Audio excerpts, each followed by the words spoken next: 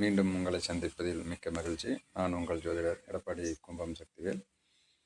வருகின்ற 30/3/2025 அன்று நிகழக்கூடிய கூட்டு கிரக சேர்க்கை பலனை பற்றிய ஒரு ஆய்வு.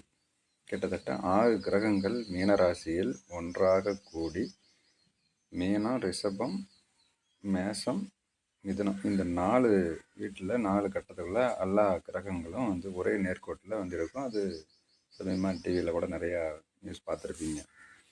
இந்த மாதிரி ஒரு அற்புதமான நிகழ்ச்சி நடக்க போகிறது. இதில் எப்படின்னா அறிவியலில் வேணால் இது அதிசயமாக இருக்கலாம்.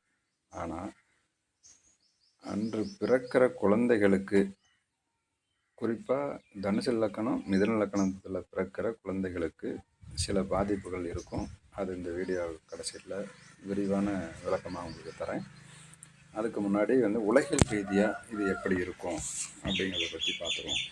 உலகில் ரீதியாக அப்படின்னா எகிப்து, சகாரா, போர்ச்சுகல், இலங்கை மற்றும் கடலுக்குள் உள்ள தீவுகள், இந்த நாடுகளுக்கு பெரும் பாதிப்புகளை உண்டு பண்ணுறதுக்கு வாய்ப்பு அதிகம்.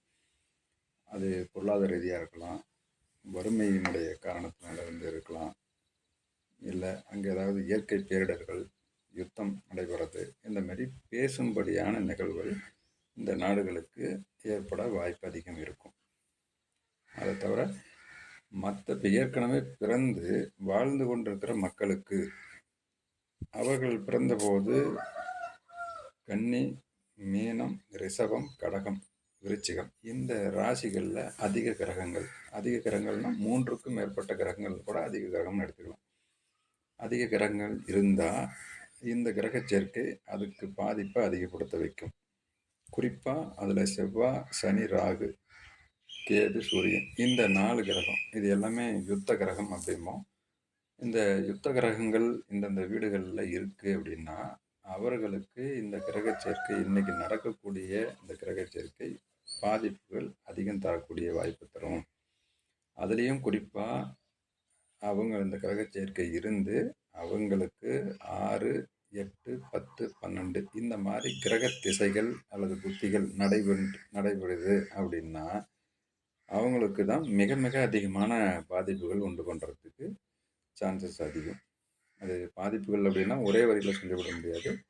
அது விபத்துகள் இருக்கலாம், சர்ஜரி பண்ண வேண்டிய சூழ்நிலைகள் இருக்கலாம், ஒரு தேவையில்லாத வீண் செலவு, ஹாஸ்பிட்டல் செலவு பண்ணுறது, ஒரு அவமானம், பழிசொல், இந்த மாதிரி ஏதாவது ஒரு கிரிட்டிக்கலான சுச்சுவேஷன் அங்கே தரத்துக்கு வாய்ப்புகளை ஏற்படுத்தும்.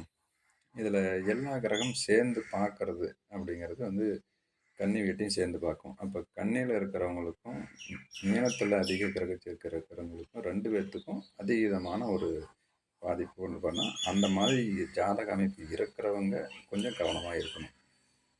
சரிங்களா? அது உங்கள் ஜாதகத்தில் தெரியல அப்படின்னா பக்கத்தில் இருக்கிற ஜோதிடர்கிட்ட கொடுத்து பார்த்துக்கலாம். இல்லை என்னுடைய நம்பர் பின்னாடி உங்களுக்கு டிஸ்கிரைப் பண்ணி தரேன்.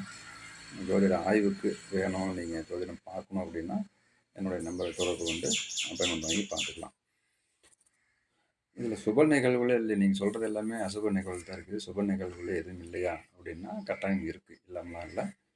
அதில் திடீர் யோகம், திடீர் அதிர்ஷ்டம், தாமதமாக திருமணம் நடக்காமல் இருந்தவங்களுக்கு திருமணம் நடக்கிறது, நீண்ட நாள் குழந்தை இல்லை அப்படின்னு வருத்தப்பட்டவங்களுக்கு குழந்தை உண்டாகிறது, திடீர் பேர் புகழ் உண்டு பண்ணக்கூடிய அதிர்ஷ்டம், லாட்டரி யோகம், புதையல் யோகம், இந்த மாதிரி யோகத்தையும் அது கொடுக்கும். அந்த சனி சுக்கனுடைய சேர்க்கை பிரபல யோகத்தை கொடுக்கும். மீடியாவில் இருக்கிறவங்களுக்கு பிரபலமான ஒரு யோகத்தை உண்டு பண்ணும். அதாவது பெரிய அளவுக்கு பேசக்கூடிய ஒரு சம்பவங்களை அது தரும். திடீர்னு இப்போ சமீபமாக இந்த கும்பமேளாவில் ஒரு ருத்ராட்சம் நிற்கிற ஒரு பெண்மணி, அவங்க ரொம்ப பாப்புலரானாங்க. அந்த மாதிரி திடீர் யோகம், திடீர் வயசு, அதன் மூலிமா அவங்களுக்கு ஒரு அங்கீகாரம் அந்த மாதிரி கிடைக்கிறதுக்கு இது வாய்ப்பு உண்டு பண்ணும். சரி, இதில் அன்றைக்கி அந்த 30/3/2025 அன்னைக்கு நடக்கிற கூட்டு கிரக சேர்க்கையில் பிறக்கிற குழந்தைகள், இதுதான் முக்கியமான டாபிக்கு. அன்னைக்கு நடக்கிற கிரக சேர்க்கையில் பிறக்கிற குழந்தைகள், அதில் தனுசு மற்றும் மீனம், இது மிதுனம், இந்த 2 லக்கணத்தில் பிறக்கிற குழந்தைகளுக்கு தான் ரொம்ப ரொம்ப கவனமாக இருக்கணும். அதிகாலை 12:05 தனுசு லக்கணம் ஸ்டார்ட் ஆகி 2 மணி நேரம், கிட்டத்தட்ட 2 மணி, அதிகாலை 2 மணி வரைக்கும் தனுசு லக்கணத்தில் இருக்கும். அதுக்கப்புறம் மதியம் 12லேருந்து 2 மணி வரைக்கும் மதியம் இருக்கும். ஏன் இந்த 2 லக்கணத்துக்கு மட்டும் ஸ்பெசிஃபிக்காக நான் சொல்கிறேன் அப்படின்னா, தனுசு லக்கணத்துக்கு 10ஆம் அதிபதி புதனாகி அவர் நேசம் பெற்று திசை நடத்துவார். அதாவது அன்னைக்கு கோச்சாரத்தில் ரேவதி நட்சத்திரத்தில் சந்திரன் பயணிக்கிறதுனால. அதே மாதிரி மிதுன லக்கணத்துக்கு லக்கணாதிபதியே 10ஆம் இடத்துல நின்று நேசம் பெற்று திசை நடத்துறது. ஸோ இது 2 காம்பினேஷனும் தான் அதீதமான பாதிப்புகளை உண்டு பண்ணால் அந்த அன்னைக்கு பிறக்கிற குழந்தைங்களுக்கு. அது யாருக்கெல்லாம் பாதிப்பு உண்டு பண்ணும் அப்படின்னா, குறிப்பாக தாத்தா, அதுக்கப்புறம் தாய்மாமன், அதுக்கப்புறம் அப்பா, அதுக்கப்புறம் இந்த குழந்தையும். அதில் குறிப்பாக குழந்தை அப்படின்னா மிதுனத்துக்கு. தனுசுக்கும் கணக்கு இருக்கும். ஏன் அப்படின்னா, உங்களுக்கு தனுசு லக்கணாதிபதி குருவாகி அங்கே சுக்கிரனும் குருவும் 2ம் பரிவர்த்தனையில் கிரகம் மாற்றுறாங்க. ஸோ அப்படிங்கிறப்ப அங்கேயும் அப்போ இவங்களுக்கு பாதிப்புகள் உண்டு பண்ணுறதுக்கான சான்ஸும் நிறைய இருக்குது. அப்போ நம்ம என்ன பண்ணலாம்? ஏன்னா அது தவிர்க்க முடியாது. அப்படிங்கிறப்ப என்ன பண்ணலாம் அப்படின்னா, ஒரு வேளை சிசேரியன் பண்ணி எடுக்க வேண்டிய சூழ்நிலைகள் இருக்குது அப்படின்னா, இந்த 2 லக்கணத்தை தவிர்த்துருங்க. அதை தாண்டி பிறந்து தான் தீரணும் அப்படிங்கிற அமைப்பு இருக்குது. ஜனனத்தை நம்ம நிர்ணயம் பண்ண முடியாது. அது இறைவனுடைய செயல். அப்படி நடக்கிற பட்சத்தில் அந்த குழந்தைங்களுக்கு இயற்கையாகவே தாத்தாலாம் இருக்கலாம், இல்லை தாய்மாமலாம் இருக்கலாம், இல்லை அது பாதிப்பில் இருக்கலாம், உடல் ரீதியாக பிரச்சனைகள் வரலாம். அது அவங்களுடைய கர்மா. அது பாருங்கள், அந்த கர்மாவுக்கும் தொடர்பு இருக்குது. ஏன் அப்படின்னா, இந்த கேந்திரங்களில் சனி இருப்பது தான் பூர்வ ஜென்ம கர்மாவை குறிக்கும். அதில் பாருங்கள், தனுசு லக்கணத்துக்கு 4ஆம் இடத்துல சனி பகவான் உள்ள நுழையிறாரு. மிதுன லக்கணத்துக்கு 10ஆம் இடத்துல சனி உள்ளார் என்ட்ரி ஆகிறாரு. அப்போ இந்த 1, 4, 7, 10 கேந்திர ஸ்தானங்கள் சனி இருக்கிறவங்க பூர்வ ஜென்ம கர்மாவாக ஜனனம் ஆகக்கூடிய அமைப்பு. அவங்களுக்கு நடந்து தான் தீரணும் அப்படிங்கிற கர்மவினை நடந்தே தீரும். அதை மாற்றுறதுக்கு வாய்ப்புகள் இல்லை. அனுபவித்து தீர்க்க வேண்டிய கர்மவினைகளை அனுபவித்து தான் தீர்க்க வைக்கும். ஸோ அதில் மாற்று கருத்து எதுவும் இல்லை.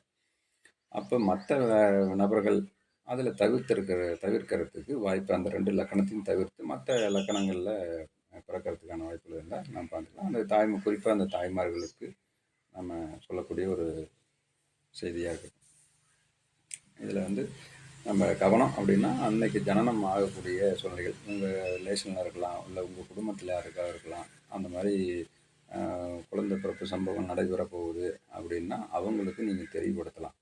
உங்களுக்கு என்னுடைய வீடியோ எல்லாத்துக்கும் போய் சேர்ந்துருமா அப்படிங்கிறதுல, உங்களுக்கு நீங்கள் பார்க்குறவங்க உங்கள் ரிலேட்டிவ் சர்க்கிளில் இருக்கக்கூடிய ப்ரெக்னெண்ட்டாக இருக்கக்கூடிய பெண்மணிகளுக்கு நீங்கள் அதை முன்னெச்சரிக்கையாக சொல்லலாம்.